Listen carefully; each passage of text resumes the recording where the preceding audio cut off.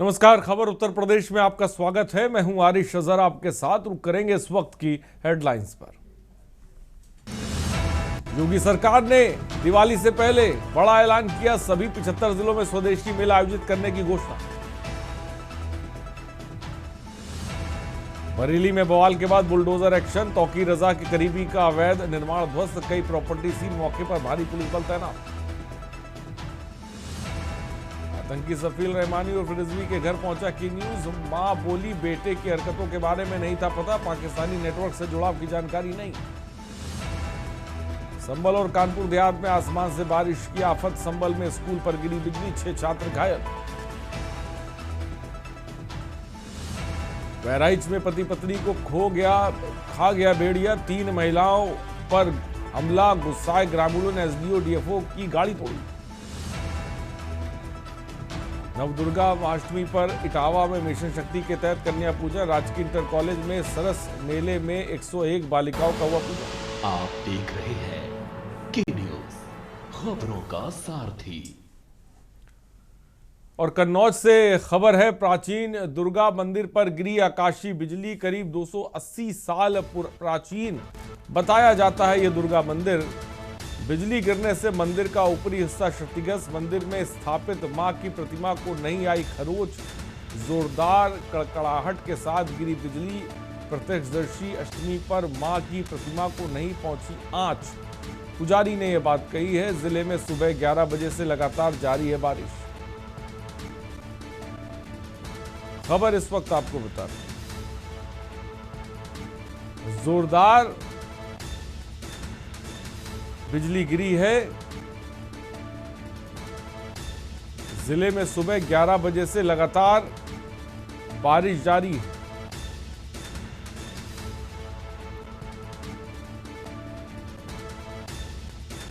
प्राचीन दुर्गा मंदिर पर गिरी आकाशीय बिजली।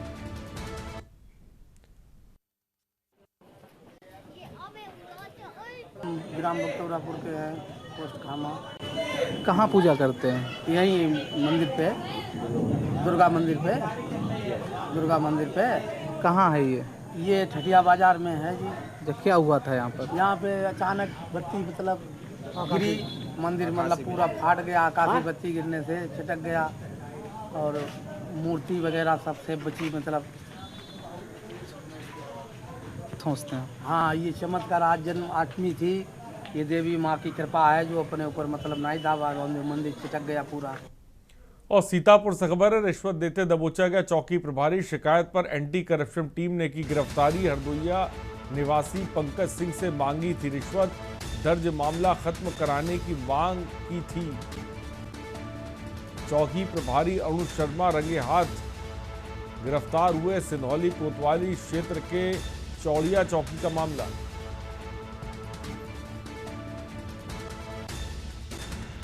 खबर इस वक्त आपको बताया, दर्ज मामला खत्म कराने के लिए मांगी थी रिश्वत।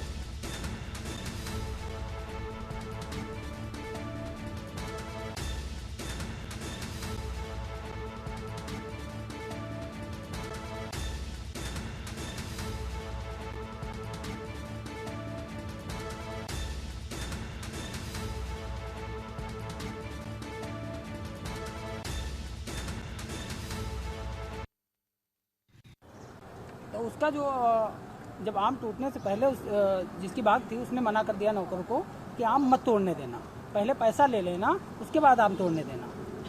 मुझे मजबूरन उस समय पैसा नहीं था तो मैंने लोन लेकर के पैसा दिया। 90,000 रुपये पूरे इनके अकाउंट पे मैंने पेमेंट कर दिया। उसके बाद फिर मुझसे कहने लगे कि एक काम करिए, इस बार नुकसान हो गया, इस बार आम की बाग आप 1 लाख में ले लेना।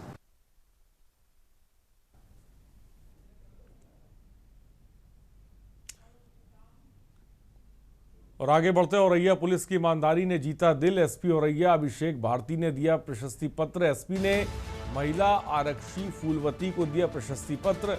मिशन शक्ति 5.0 एंटी रोमियो ड्यूटी के दौरान मिला था पर्स में 11,000 नगद जेवरात, मोबाइल नंबर अंकित पर्ची थी। मालिक की पहचान कर महिला आरक्षी ने लौटाया पर्स। खबर इस वक्त आपको बता रहे हैं।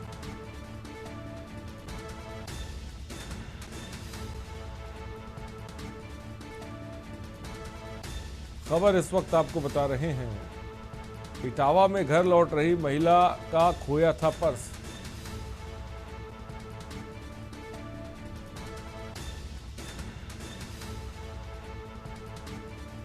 औरैया पुलिस की ईमानदारी ने जीता दिल।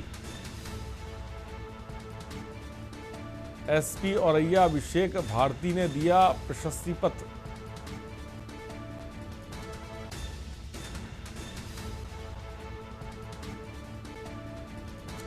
मिशन शक्ति 5.0 एंटी रोमियो ड्यूटी के दौरान मिला था पर्स।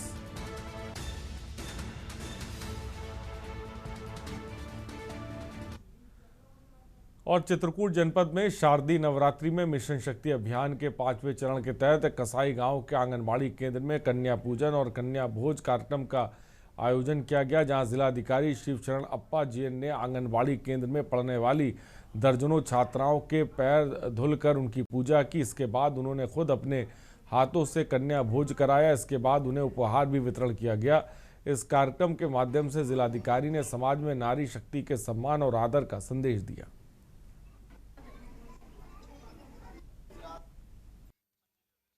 आज मिशन शक्ति फेज 5 के अंतर्गत पूरे जिले भर में हम लोगों ने कन्या पूजन का आयोजन किया है। नवरात्रि के शुभ अवसर पर लगभग सभी जगह यहाँ पे हम लोगों ने अधिकारी और जनप्रतिनिधियों के साथ बच्चियों का पूजा करके और उनको हम लोगों ने खाना भी खिलवाया। इसके अलावा उनका स्वास्थ्य शिविर भी यहाँ पे लगा हुआ है और उनको अच्छा खाना और हेल्थ के बारे में भी उनको गाइडेंस यहाँ पे दिया गया है।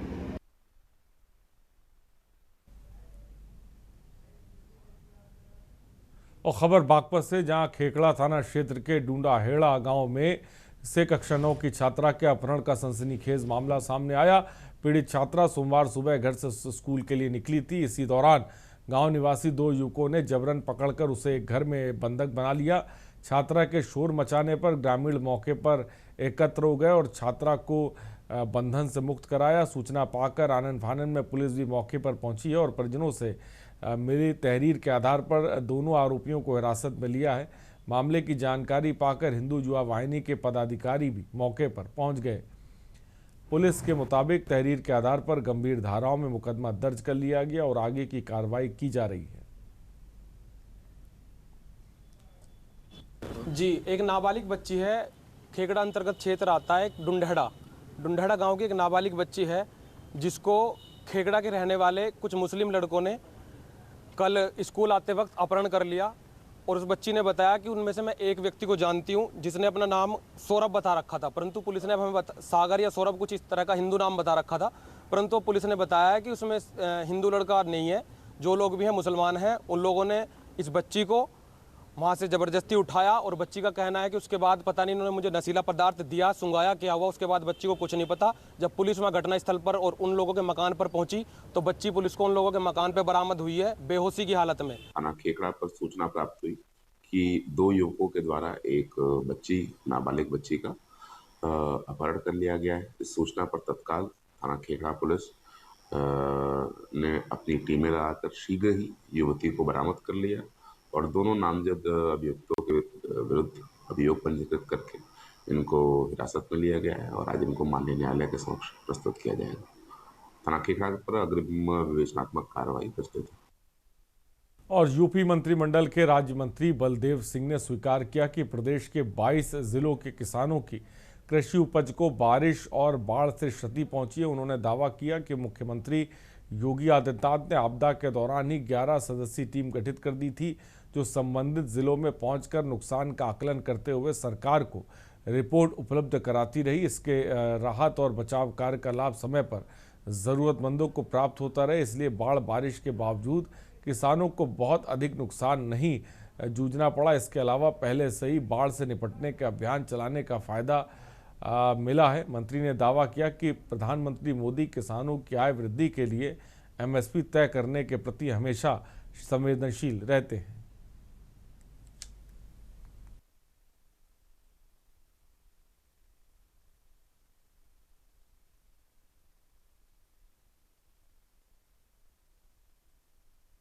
प्रभावित हैं, नुकसान में कमी, ये बात खबर इस वक्त आपको बता रहे हैं। प्रदेश के राज्य मंत्री बलदेव जी सवालों को जिस प्रकार से अगर कहा जाए कि अब की बार बाढ़ की व्यवस्था ज्यादा देखने को मिली, जिसके वजह से किसानों को बहुत बड़ा नुकसान हुआ, किस प्रकार से उस नुकसान की भरपाई जो है किसानों के द्वारा की? देखिए, माननीय मुख्यमंत्री जी बाढ़ से पहले बहुत सारी जहां जहां जिस जिले में बाढ़ आती थी उनकी पूरी उन जिलों की व्यवस्थाएं पूर्ण करी थी और किसी को नुकसान ना हो। और इस बार हमारे उत्तर प्रदेश में कहीं भी ऐसा नुकसान नहीं हुआ, ना जान माल का ना कोई ऐसा फसल का नुकसान हुआ है। अब इस बार हमारे पे बाढ़ बहुत कम आई है। जिस तरह की हमें जैसे शारदा का पानी पीलीभीत आता था, पीलीभीत में बहुत बड़ी बाढ़ आती थी, लखीमपुर में बहुत बाढ़ आती थी, बहराइच में आती थी, गोरखपुर में आती थी, नेपाल का पानी। इस बार सारा का सारा बाढ़ नियंत्रण में रही है और कोई किसी किसान का नुकसान नहीं हुआ। जिस प्रकार से एमएसपी की बात की जाए और लगातार विपक्ष सवाल उठाता है कि किसान परेशान है और एमएसपी को लेकर के क्या कदम बढ़ाया गया है? और देखिए, माननीय प्रधानमंत्री जी के नेतृत्व में लगातार 2014 से लेके आज तक हर साल लगातार एमएसपी को किसानों की बढ़ाने का काम किया गया है। और देखिए किस तरह से, चाहे गेहूं हो, चाहे धान हो, चाहे ज्वार हो, बाजरा हो, मक्का, जो लोग किसान भूल चुके थे लगाने को, उनका भी एमएसपी रेट बढ़ा के उनको बोआने का काम कर रहे हैं। एक यूरिया को लेकर के, यूरिया जिस प्रकार से काफी एक हड़कंप मचा पूरे यूपी में कि यूरिया की काफी कमी रही, आने वाली फसल के लिए उसके लिए देखिए, हमारे पास खाद का पर्याप्त, चाहे यूरिया हो, चाहे एनपीके हो, चाहे डीएपी पे हो, चाहे पोटाश हो, हमारे पर पूरा यहाँ पर स्टॉक है। किसी किसान को किसी भी खाद की दिक्कत नहीं होगी।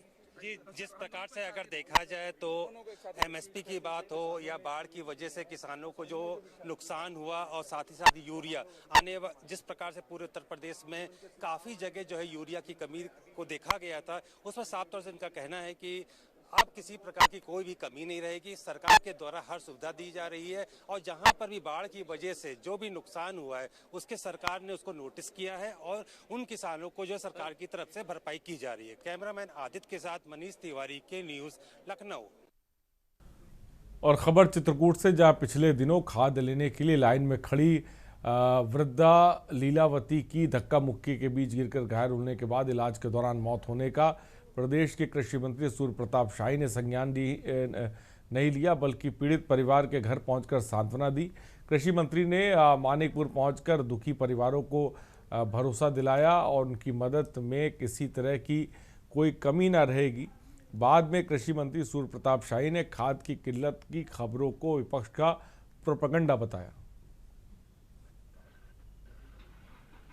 तो मैं ये चाहूँगा कि समाचारों को ठीक प्रकार से दिया जाता है। मैंने कहा मेरे अनुकूल समाचार हम व्यवस्था कर रहे हैं। कल यहाँ पर 1000 मीट्रिक टन डीएपी आएगी। आज यहाँ पर वहाँ से नैनी से नैनी रेड पॉइंट से यहाँ आ रही है, शाम तक यहाँ पर पहुँच जाएगी। रात को कल से फिर वो मिलना शुरू हो जाएगी। हादसा न पैदा करिए, इतना मेरा प्रार्थना है। और खबर रायबरेली से, चित्रकूट से लखनऊ जाते समय कृषि मंत्री सूर्य प्रताप शाही ने रायबरेली के हरचंदपुर ब्लॉक स्थित ध्रुव एग्री जंक्शन खाद और उर्वरक की दुकान का अचानक निरीक्षण किया और मंत्री के अचानक पहुंचने से दुकानदारों में हड़कंप मच गया। निरीक्षण के दौरान दुकान की व्यवस्थाओं और खाद की उपलब्धता की जानकारी ली गई। मंत्री ने उचित मूल्य पर खाद की बिक्री सुनिश्चित करने के निर्देश दिए।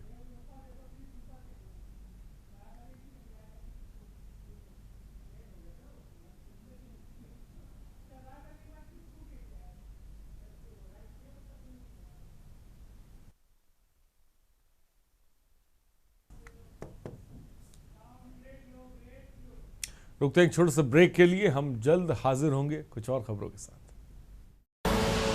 आप देख रहे हैं के न्यूज, खबरों का सारथी। अब ब्रेक के बाद आपका स्वागत है खबर जालौन से, जहां त्योहारों पर मिलावटी खाद्य पदार्थों के खिलाफ अभियान तेज हो गया है। वहीं खाद्य सुरक्षा विभाग ने आलू, तेल, पनीर के नमूने भरना शुरू कर दिए हैं। इसमें खाद्य सुरक्षा विभाग की टीम ने सब्जी मंडी में केमिकल से रंगे आलू को चेक किया और नमूने लेकर जांच में भेजा। बता दें कि जालौन में नवरात्र एवं दशहरा पर्व में देखते हुए जनपद में मिलावटी खाद्य पदार्थों पर रोक लगाने के लिए खाद्य सुरक्षा विभाग सक्रिय हो गया है और आयुक्त खाद्य सुरक्षा औषधि प्रशासन लखनऊ और जिलाधिकारी राजेश कुमार पांडे के निर्देशों पर विभागीय टीम ने उरई कोष क्षेत्र के मंडियों और प्रतिष्ठानों से खाद्य पदार्थों के नमूने एकत्र कर सुरक्षा अधिकारियों के नेतृत्व में उरई सब्जी मंडी से आलू, कोच के तिलक नगर से कुकिंग मीडियम तेल, भगत सिंह नगर स्थित पिराई पिसाई केंद्र से सरसों के तेल के नमूने लेकर प्रयोगशाला भेजे।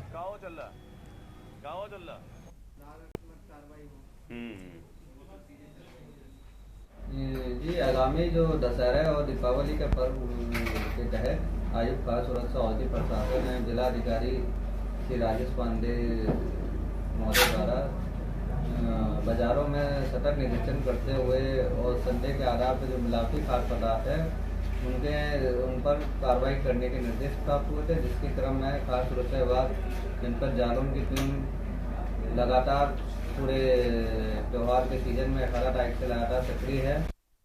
दीपावली के आते ही मिलावटखोरों की जमावड़ा शुरू हो जाता है। जी, हम बात कर रहे हैं जालौन के मुख्यालय उरई की, जहां पर दीपावली के त्योहार के आते ही मिलावटखोर अपना धंधा तेजी से शुरू कर देते हैं, चाहे वो मावा हो, खोआ हो या अन्य दालें हो या फिर सब्जी हो। जी हाँ, अभी हाल में ही मालूम चला है कि सब्जी में किस तरीके से मिलावट की जा रही है।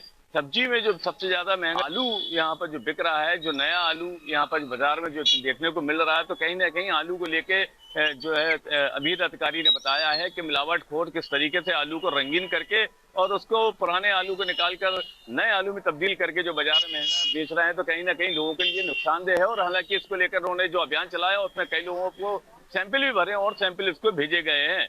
अब देखना ये होगा कि आने वाले समय में किस तरीके से सैंपल का जो निर्णय आता है, ये तो बाद में पता चलेगा। बहरहाल जो दीपावली के त्योहार के नजदीक आते ही लोगों में जिस तरीके से जो मिलावटखोरी की काम शुरू हो जाते हैं, तो कहीं ना कहीं लोगों को नुकसान करते हैं। कैमरा पर्सन मनीष पांडे के साथ माजिद अरमान के न्यूज जालौन।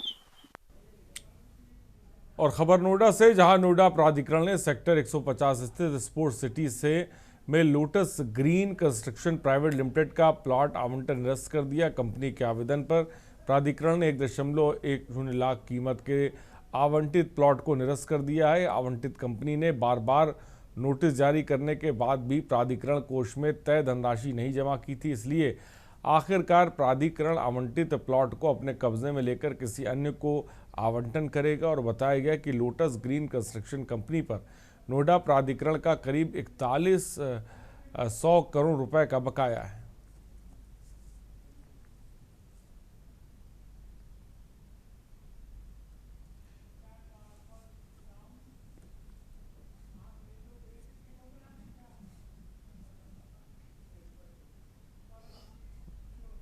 सोनभद्र नगर में सड़कों के खराब हालत को देखते हुए आज सपा कार्यकर्ताओं के द्वारा जमकर प्रदर्शन किया गया। सपा कार्यकर्ताओं ने कलेक्ट्रेट में जिलाधिकारी के कार्यालय के सामने शासन प्रशासन और जिले में जनप्रतिनिधियों के खिलाफ जमकर नारेबाजी की और जिलाधिकारी के गाड़ी के आगे ही सपा कार्यकर्ता लेटकर विरोध प्रदर्शन किया। वहीं सपा कार्यकर्ताओं ने यह अल्टीमेटम भी दिया कि यदि 1 सप्ताह के अंदर सड़कों का मरम्मत का कार्य नहीं हुआ तो सड़क जाम करने का भी काम सपा कार्यकर्ताओं के द्वारा किया जाएगा। देखिए, ये प्रदेश की भाजपा सरकार गड्ढा युक्त के नाम पर कहती है कि अरबों रुपए खर्च हो गए, लेकिन हमको लगता है अरबों रुपए का बंदर बाट किया गया। आज जिस तरीके से भद्र में सर्विस लेन की सड़कें चंडी होटल से लेके कीर्तिपाली तक जर्जर सड़कें हैं, बच्चे चोटिल हो रहे हैं, एम्बुलेंस उसी रास्ते से जाती है, उसी रास्ते से जनप्रतिनिधि जाते हैं, मंत्री जाते हैं, विधायक जाते हैं।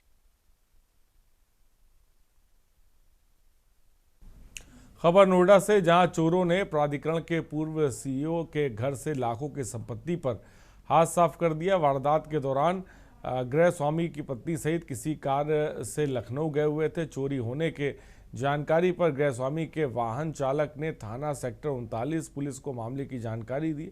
आशंका जताई जा रही है कि घरेलू सहायक प्रकाश बहादुर ने साथियों के साथ मिलकर चोरी की वारदात को अंजाम दिया। पुलिस ने 2 टीमें गठित कर चोरों की तलाश शुरू कर दी है।